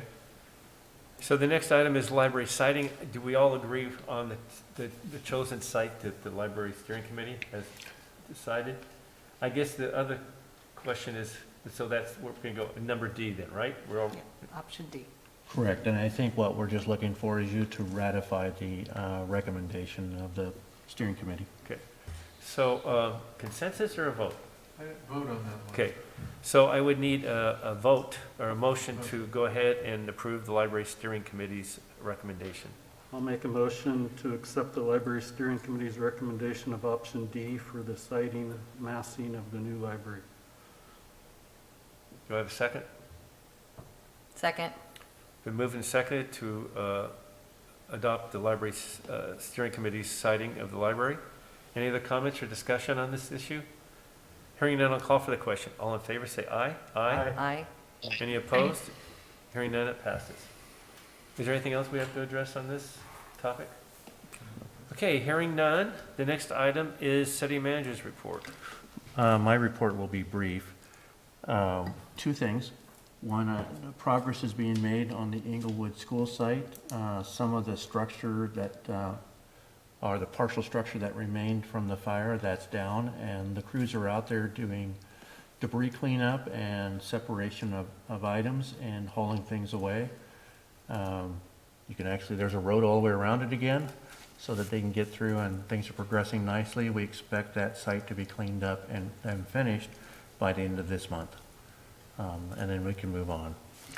The other thing I wanted to touch on, there, you had a presentation at your work session on renewable hydrogen and a request that the city consider being a sponsor or a grant applicant that would assist the port in finding funds and doing some initial planning in that arena. There was concerns that were brought up by staff, including myself, that we were concerned about capacity. We've had some discussions around that area, and I think it's not as big as we thought it would be. We still believe the grantee should probably be, the grant requester should probably be the county, since this is a much bigger issue than just for the city of Coos Bay. Counselor Matthews and I attended Commissioner's work session on the matter. They're taking an advisement and will consider it. Where we're at, though, is there's not a lot of time before that grant application has to go in. It has to go in by the end of this month or the beginning of next month. I think if I read the council correctly at your work session, there appeared to be unanimous support that this is important. This is emerging technology, and we shouldn't miss an opportunity if this is something that could be beneficial to our community. What I would suggest if it's, and request, if it's all right with the council, if for some reason the commissioners are unable to either agree to it or fail to agree to it in a timely manner, if you would give us permission to act on your behalf and be the applicant. And then we would use a third party to actually do the work, and that would be Ocean. All we have to do is we have to bring the money in and send the money out on this, and probably do some limited reporting, but in talking with our Assistant City Manager, Finance Director, we believe this is more than doable. I think I would support that. I don't know if you need a motion or not, but also in talking a little bit further with Nicole on this, our finance director, making sure that if we're the applicant, that Ocean makes sure that they get us the information in a timely manner. That needs to be, because otherwise it creates us a problem, and that's what the concern was, I believe. And so we want to make sure that they're aware of that and they have someone that can report to us on a timely manner. Yes, ideally, the port would be able to be the applicant. They're just not on the list of applicants that can apply. Right, this is really basically, it would be a port project, but they can't be the applicant under this scenario. How's the rest of the council feel? I still have concerns, and I think that, the redundancy point that Councilor Matthews made, that's a critical thing to me. I think we need to have that. I think anytime that we can look at something, but I do have some concerns, and I don't know, I know we're on a short timeline, but I did do a little rough research, and there were some locations that did have some concerns in some other areas, but I need to look at those further. I wouldn't be ready to say jump all in on it. This is just, I understand being an applicant on this is just for Ocean to go out and get the grant for $100,000, is that right? Correct. This is a planning and exploring grant. Right. So. Then that's probably where it needs to be. Right. Then I would be comfortable with that. Okay. Sarah, you all right with that? Do you need a consensus or a motion? I just need consensus. So are you all right with us being the applicant if the county doesn't step up? Okay. Yes, I'm in favor. I also did a little bit of background on this project and also on Ocean, and it seems like they do have the skill and capacity to be able to manage this fully. So I'm in favor. Okay, Carmen. Yeah, I'm in favor. I think, exploring the option is beneficial. We'll just get more information about potential siting and planning. If this is we'll lay groundwork if we want to move forward. And if we get a bunch of information back that doesn't make us comfortable, then we can make a decision at that point. So I think it's exploration. Okay. Rob? I'm comfortable with that. All right. I think we have the consensus. And that concludes my report. All right. So we're at council comments. Sarah? Thanks. Yeah, I was able to attend a servant leadership conference last week, Thursday and Friday. It was full of lots of really great information that I am excited to share. One thing that I think is relevant that keeps on coming up for me over the last couple of days is this saying that isn't new, but I was reminded of that in relation to the Great Resignation, that people don't leave bad companies, they leave bad bosses. And I think something for us to all think about as we manage and lead in our work, that we want to make sure and take care of the people around us. To that note, I was also at the Hollering Place over the weekend and saw one of our hardworking city workers struggling to lift the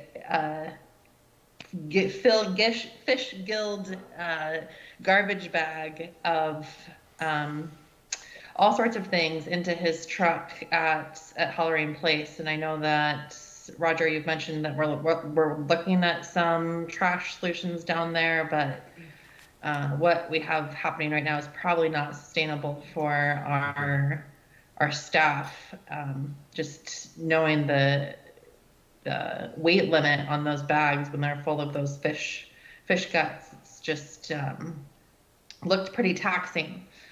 And then I also saw over the weekend one of our city staff going and removing or painting over some of the awful graffiti that we've seen go up. And so I just want to express my appreciation for that. Thank you, Sarah. Carmen? Yeah, I guess my comments today would be cycling around the recent discussions that the city of North Bend had. They had a town hall about homeless siting and what to do, trying to find solutions to help out the homeless and the city and citizens in general. And I know that we as a city have done a lot of work on that, and the homeless task force group is working hard. And I guess I'd just like to see if we could get an update on how the Coal Bank Village is performing, and maybe an update on how the homeless workforce or task force is coming along. I'm really interested to see what information we're learning, and see if there's anything we could share with the city of North Bend. It sounds like their meeting was interesting. I'm not sure if they came away with an answer, but maybe more questions. And so it's just something that I think about daily, and hoping that we can maybe work together in some form. I'll kind of circle that back around to my continued sentiments to work with the tribe and the tribal council to maybe have a joint meeting. I'd like to do that with the city of North Bend at some point. I just feel like we're all so closely tied together that if there's any way that we can work together in concert to address any issues that are affecting all of us, it would be better as opposed to doing it piecemeal. So that's pretty much where I'm at. Other than that, the library stuff, it's lots of good discussions going on there. And I will say that someone who has been to a lot of meetings about the library and has had a lot of the same sentiments that the public has, the initial reaction of, I don't want it out of the downtown area, and then coming along to find more information about the siting, and then now being really excited about the siting and the potential of a new facility. I think it's going to be really, really amazing, and it'll be something that we will be proud of and something that Empire will be proud of. And I really see Empire as a good place for our focus in a lot of ways. And that comes through investment, but also just working on improvements in any way, shape, or form. And Empire could use this, and I think that there's a ton of families out there that will really benefit from having an asset like that out in that area. So just want to share that, and if anybody in the public wants more information about the library, I am totally willing to have a conversation about this. I'd even walk you through the site.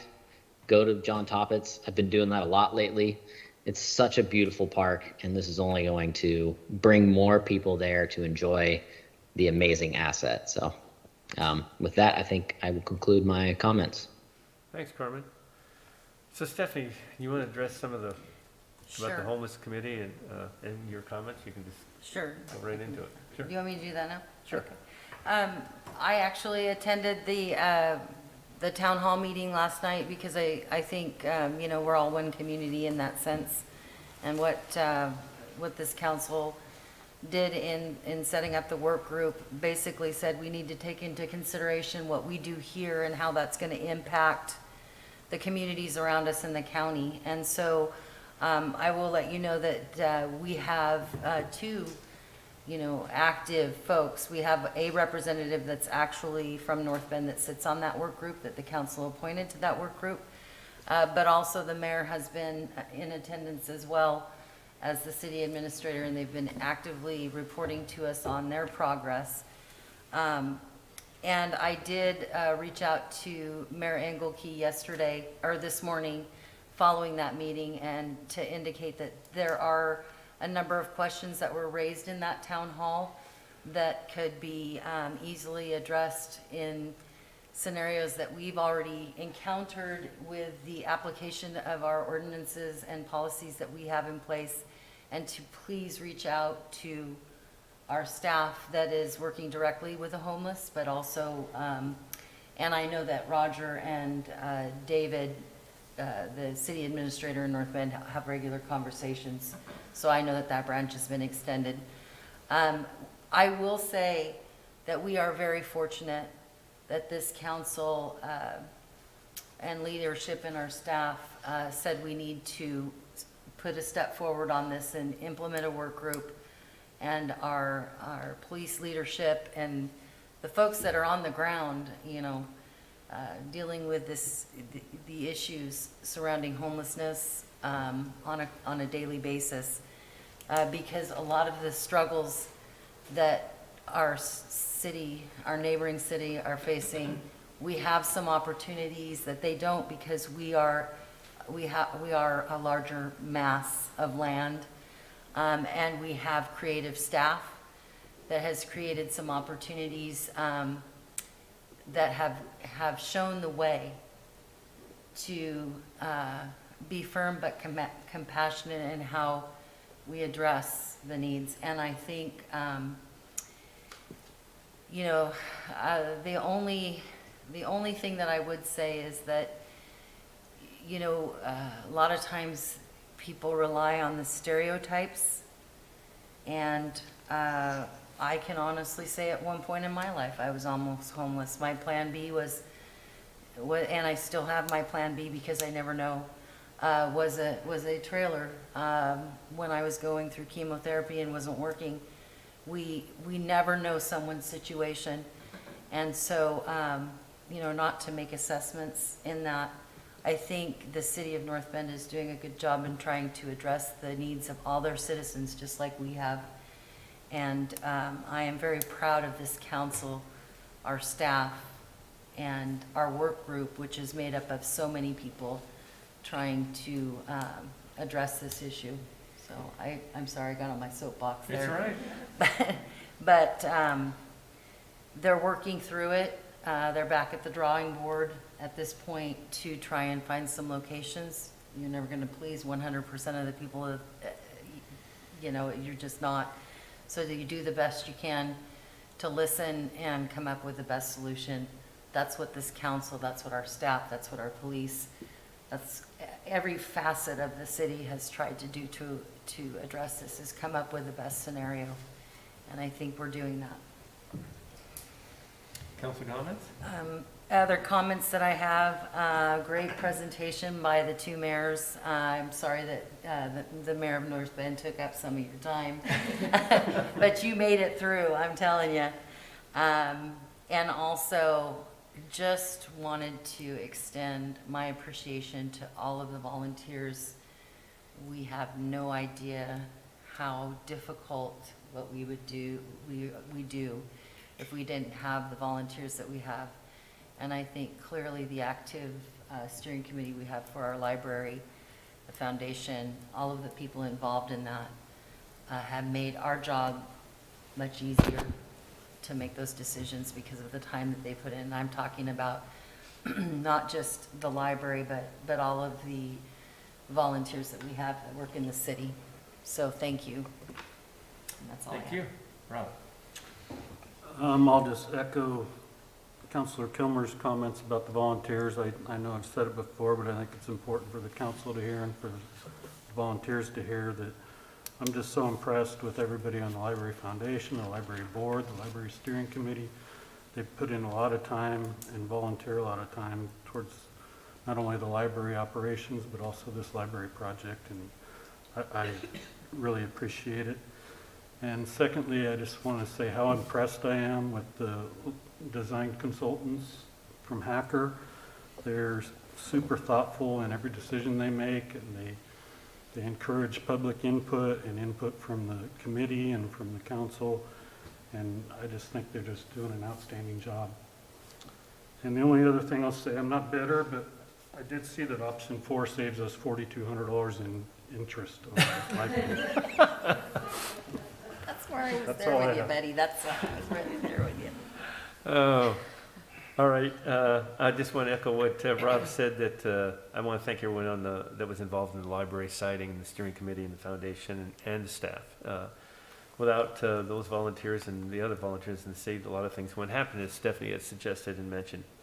Anyway, I want to thank them, and we'll move forward on this and get it back, and then we hit the streets and start promoting it and getting everyone to understand about it. And I'm looking for a cup of coffee still, all right, Scott? And also, I want to mention that I did make a presentation at the WBC and about all the things that were going on, and I enjoyed Mayor Engelke's presentation. We have a good working relationship with, I do with her, and we do with the city of North Bend, and I'm pleased to see that happening, and working together, we are able to accomplish a lot more and get a lot more done, and so I look forward to continuing that relationship. And the other thing, I was driving around, not walking this time, and I went by on the backside of Coos Bay Toyota, wherever that street is back there. And you know what I said? Huh? 7th Street. 7th Street. There's a lot of washed ashore things just sitting there that we've asked for I don't know how long. We'd love to have them out in our community. I don't know how we get that, but I think we could present. Pardon? I think they moved their warehouse here. Well, if they're just going to warehouse it, we would be glad I was just to gonna have say. those out in the community we've offered. We'd be happy to store them on our boardwalk. Yes, and or in the town Prefontaine Center or out in Empire, you know. I mean, we have lots of areas that we could love to, we could store them much better for them than they are. Anyway, that's the end of my comments, and thank you everyone for attending. We do have an executive session, so we'll take a brief break to transition, and then we'll come back. Thank you so much. The city council will now meet in executive session pursuant to. No review, huh?